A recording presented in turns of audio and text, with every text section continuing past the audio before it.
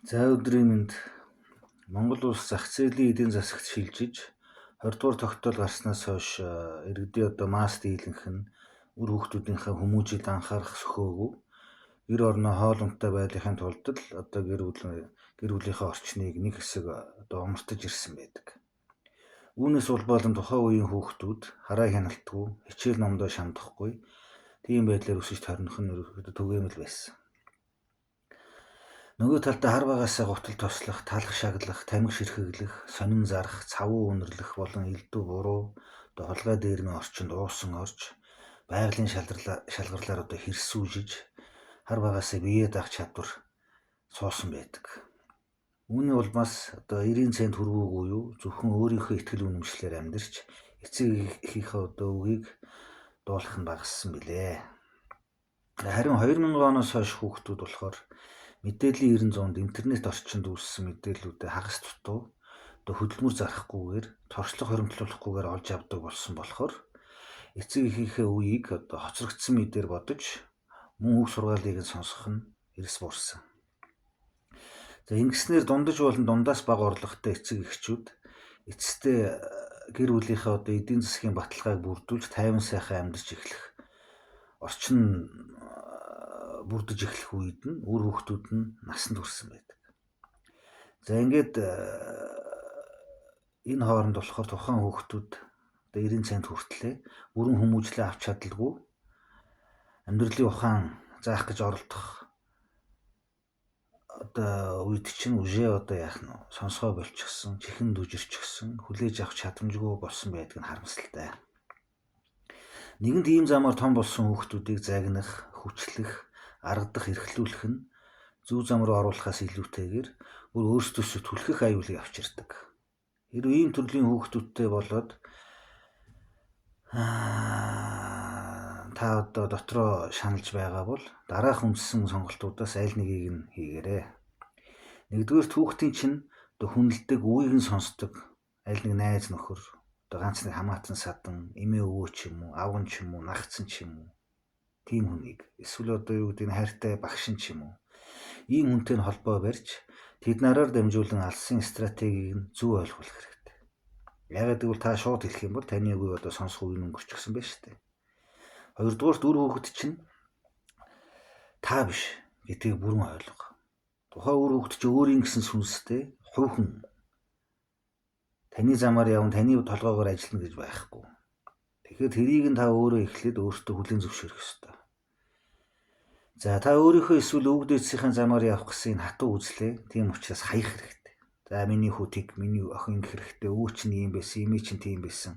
Чи дархан бол дархан болох ёстой. Эрдэмтэн бол эрдэмтэн болох ёстой ч гэдэг юм уу. Энэ бол бас өрөөсгөл шүү. За 3 дугаарт сайхан хүмүүжлэлтэй айлуудаар байнга дагуулж яв. Үр хүүхдээ. Танай үр хүүхд чинь он сурдаг байж болно, ухаантай байж болно, хүч чадалтай байж болно, ундаг гентэй байж болно. Үр хүмүүжил нь хэрвээ тэр зах зээлийн үе доголдсон бол, орхигдсон бол энийг сайхан хүмүүжлэлтэй айлуудаар байнга дагуулж аваад, болж игэл хонуулаад, за миний хөө маргааш ирээрээ, миний охин нөгөөдөр ирээ 7 хоног хөдөө тэр авганд очиорооч гэдэг юм уу. Ингэж өөрсдийнх нь инстинктээр нь хүмүүжлийг нь олуулах, суулгах хэрэгтэй. За 4-дүгээрт харьцах болгонд хин нэгнийг тавгүй байдалд оруулах хэмжээнд хүүхэд чинь хүрчихсэн. 20 гарцсан, 30 гарцсан тий. Юм хилээд нэмэргүй болцсон, юм хэлэхээр өөдөөс ч нууралдаг, загиндаг, эсвэл та ямар ядаргаатай юм гэдэг.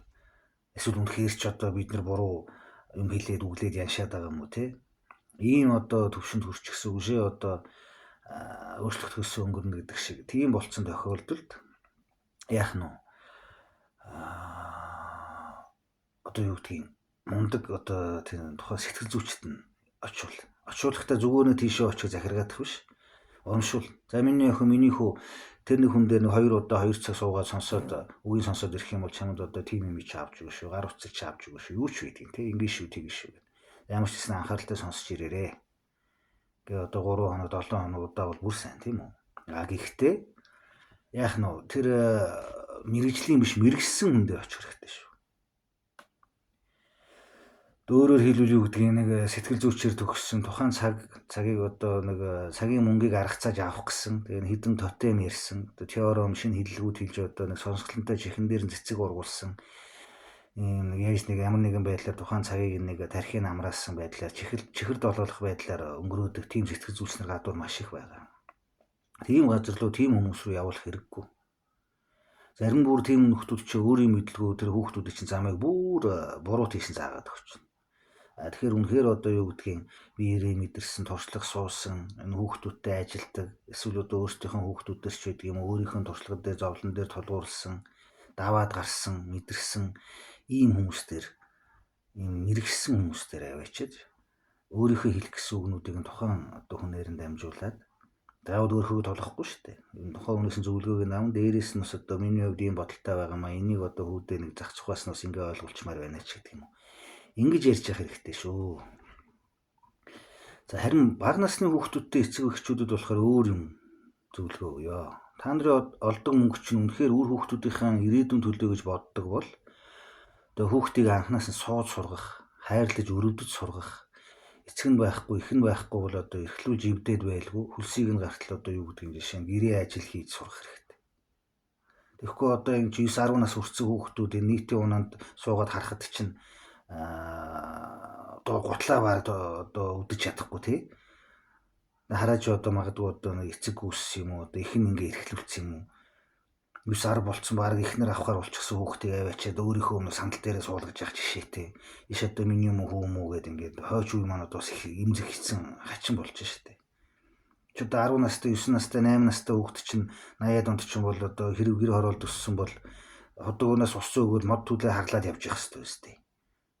Тийм биз дээ. Чи одоо эсвэл одоо бараг сонин зараад зараад явж явах хэрэгтэй үстэй. Самар мамар түүгээд чи гэр орондоо юм хүм хийгээд алхадаас барай явж идэг нас үстэй. Ингээд байх юм бол тэр хүүхдийн хүмүүжил чи одоо 1000 Оксфордыг Харвардыг төгсгөөд ямар хэрэг байна? Бас болохгүй шүү дээ.